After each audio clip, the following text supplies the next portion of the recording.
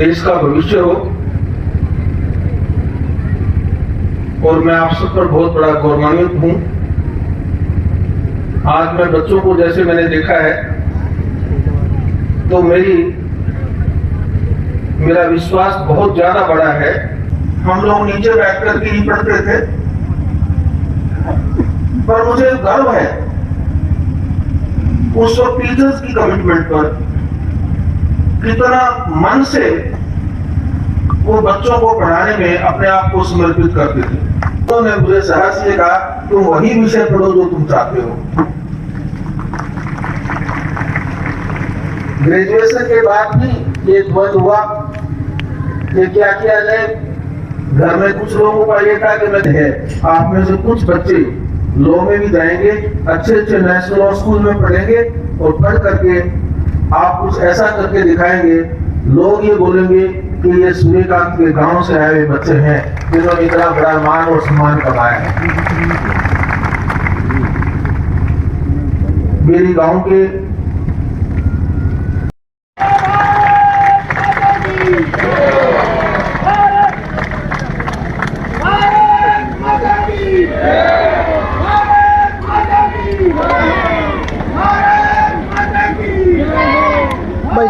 भाई थोड़े साइड हो।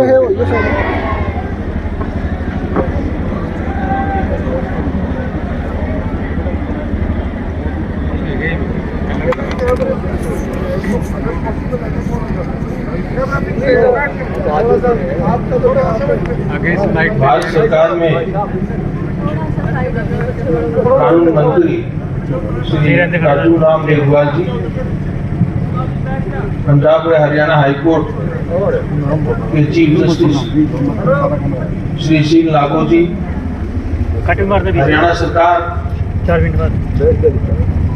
में 3 मेधावी सीनियर मंत्री श्री रणबीर गंगवा जी, श्री महिपाल ढांडा जी, डॉक्टर अरविंद शर्मा जी, पंजाब व हरियाणा हाईकोर्ट से आए जज साहिबान,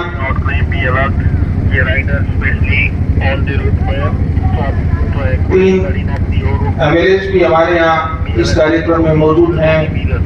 भाई राम कुमार गौतम जी, भाई रणधीर प्रहलाद जी और हमारा अपना गांव का बच्चा और गौरव जस्सी पेटवा, जनरल वत्स पूर्व राज्यसभा सदस्य डॉक्टर शंकर भारद्वाज, भूतपूर्व MLA, जुडिशरी के काफी बड़े representative, registrar general, high court, district session जज और बहुत सारे जुडिशियल ऑफिसर्स भी इस कार्यक्रम में शामिल हुए हैं। जिला हांसी, जिला हिसार के डिप्टी कमिश्नर, SSP, बाकी सारे सीनियर अधिकारी, SDM नारनौल, DSP नारनौल, बहुत सारे हमारे सिविल और पुलिस के अधिकारी जो इस कार्यक्रम को सफल बनाने में मुझे पता लगा था, उन्होंने बहुत मेहनत की है और शुरू से इस कार्यक्रम के साथ जो जुड़े हुए हैं। पेटवाड़ गांव की सरपंच, गांव के पंच,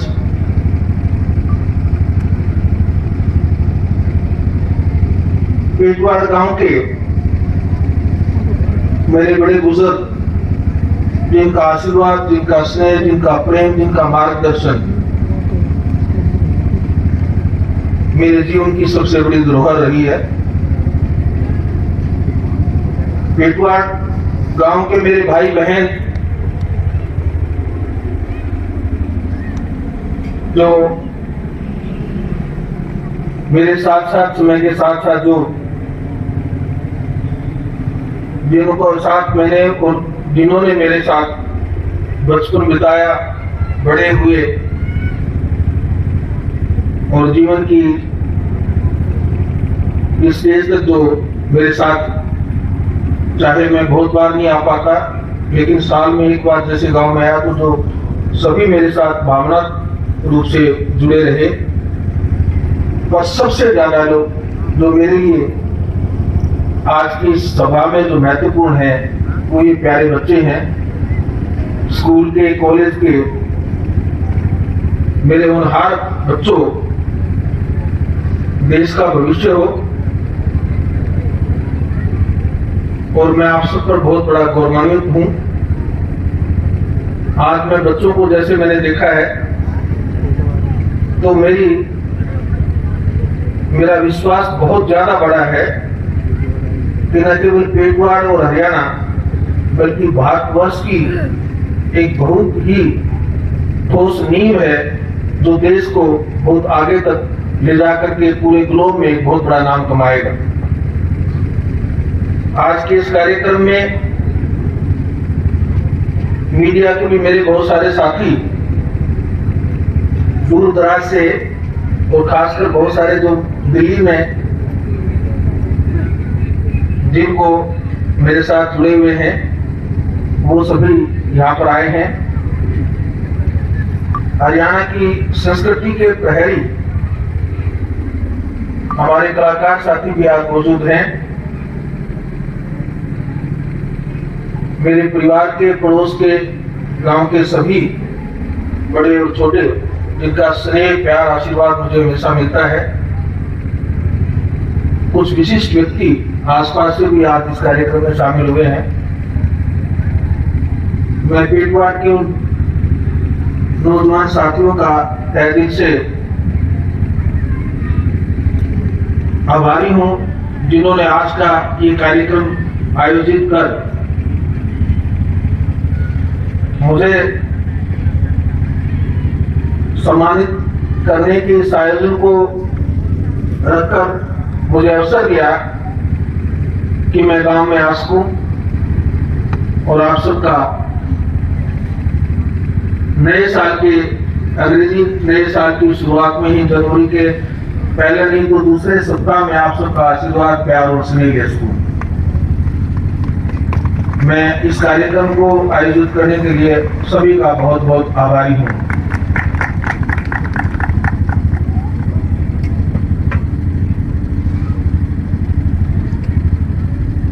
जब भी ऐसे मंच पर आए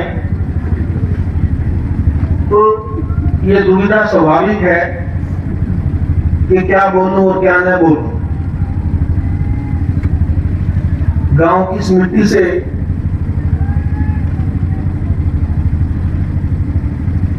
शुरू से जुड़ा हुआ हूं, यहीं पैदा हुआ, यहीं प्राइमरी स्कूल में पढ़ा जो गांव के दूसरे छोर पर है, और इसी हाई स्कूल में जो बिल्कुल साथ लगता है, यहीं से हमने मैट्रिकुलेशन का एग्जाम पास किया।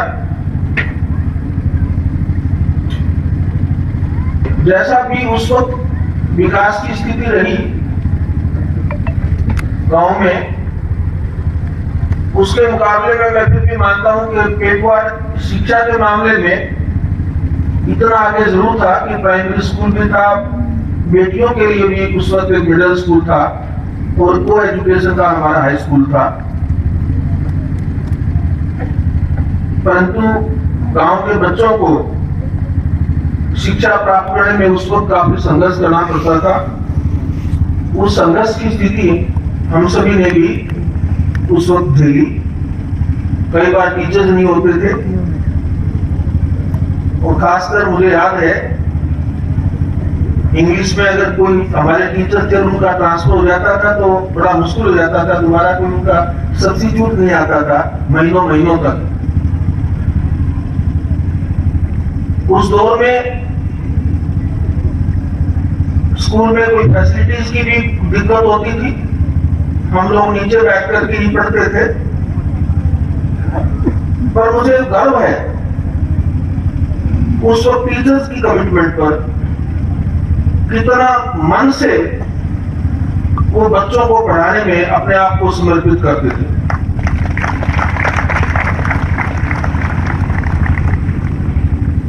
इस गांव में मेरे इंग्लिश के टीचर होते थे मास्टर प्रेम सिंह जी, मदर हेड़ी गांव से थे, अगर मुझे अच्छी तरह याद है तो। उन्होंने कुछ बच्चों को परखा,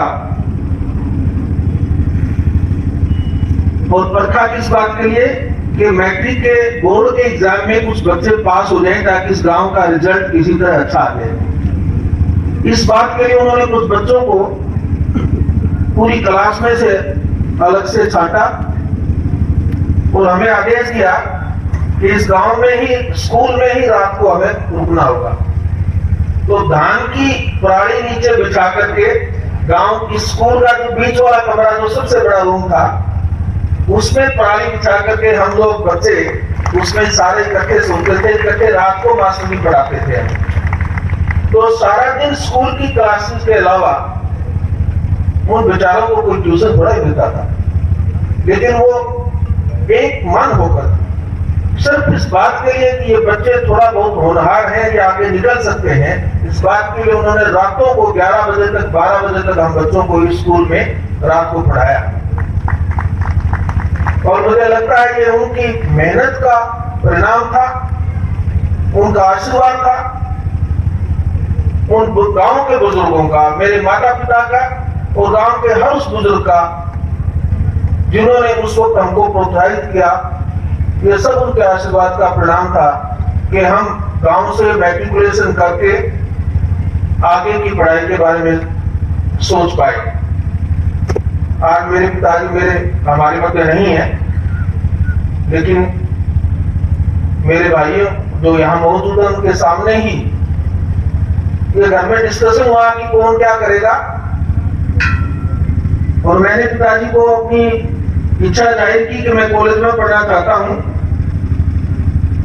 तो जो मर्जी आर्थिक उनके स्थिति उस वक्त रही, क्योंकि हम सभी भाई अलग अलग से पढ़ाई में थे, तो 4 बच्चों की एजुकेशन का भार वो अकेले उनके कंधों पर था।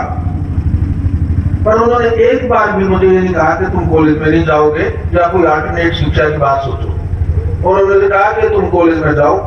मैंने कॉलेज में फिर ये हुआ कि मैं साइंस में पढ़ूं या आर्ट्स में पढ़ूं, तो मैंने कहा मैं आर्ट में पढ़ना चाहता हूं। तो पिताजी और माँ दोनों ने मुझे साहस से कहा तुम वही विषय पढ़ो जो तुम चाहते हो। ग्रेजुएशन के बाद भी ये ध्वज हुआ कि क्या किया जाए।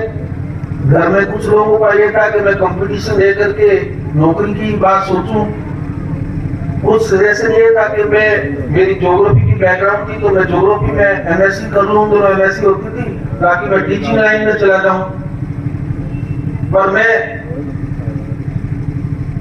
थोड़ा सा हटी था, और हट तो हट है, मैंने हट किया कि मैं तो लॉ करना चाहता हूं। लॉ का तो किसी को घर में कोई पता ही नहीं था, न घर में कोई लॉ करता था, न किसी ने पढ़ा था, न किसी रिश्तेदारी ने पढ़ा था।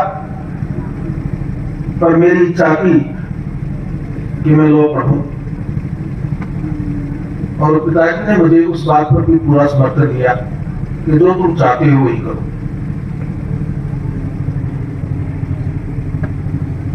वो एक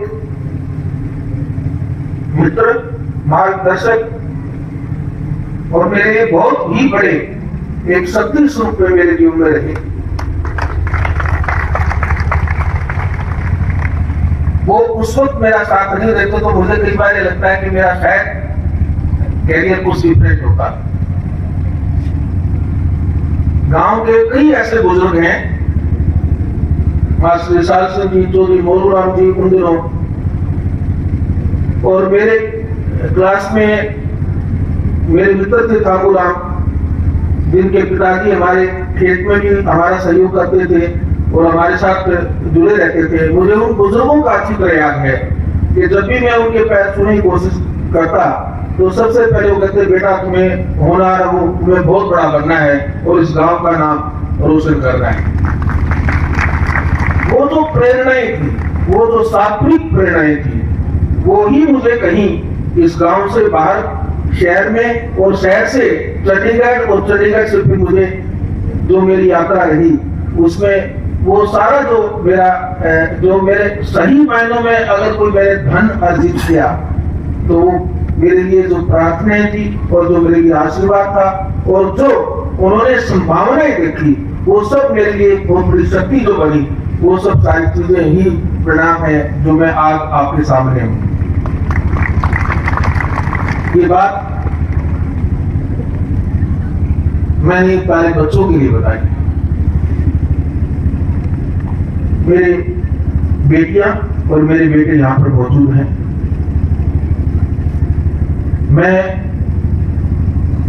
इन होनहार बेटियों को देश की सेवा में अलग अलग पोजीशंस में देखना चाहता हूं।